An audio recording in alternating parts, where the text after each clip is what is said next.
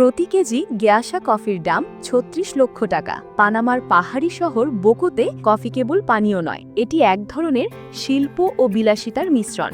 এখানে উৎপাদিত হয় বিশ্বের সবচেয়ে দামি কফি গ্যাসা, যার প্রতি কেজির মূল্য $৩০,২০৪ মার্কিন ডলার বা প্রায় ৩৬ লক্ষ টাকা। শুধু স্বাদ নয়, এর উৎপাদন প্রক্রিয়া ও উৎস এদিকে বিশেষ করে তুলেছে। এবছর আন্তর্জাতিক বেস্ট অফ পানামা নিলামে বোকের হাসিয়েন্দা লা এসমেরাল্ডা খামারের গ্যাসা কফি প্রতি কেজি $৩০,২০৪ বিক্রি হয়েছে। এই খামার থেকে মাত্র ৬০ কেজি কফি বিক্রি করে আয় হয়েছে $১২ লাখ বেশি। স্পেশালিটি কফি অ্যাসোসিয়েশন অফ পানামার সভাপতি রিকার্ডো কোইঙ্গা জানান, এটি প্রমাণ করে পানামার কফি আন্তর্জাতিক মানের। পানামা কখনো বড় কফি উৎপাদক দেশ ছিল না, খরচ বেশি এবং চাষের এলাকা সীমিত।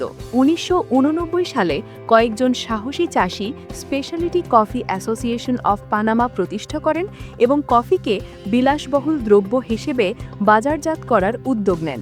২০০৪ সালে হাসিয়েন্দা লা এসমেরাল্ডা পরিবার সর্বপ্রথম গ্যাসা জাতের কফি বাজারে আনে। তার সুবাস ও স্বাদ কফি প্রেমীদের মধ্যে আলোড়ন সৃষ্টি করে। বোকো শহরটি চিরিকুই প্রদেশের উত্তর পশ্চিমে কোস্টারিকার সীমান্ত থেকে মাত্র ৪০ মাইল দূরে অবস্থিত। এখানে আছে বারু আগ্নেয়গিরি জাতীয় উদ্যান ও লস কেস্টারেস শেল, যেখানে বিরল ক্যাপসেল পাখি দেখা যায়।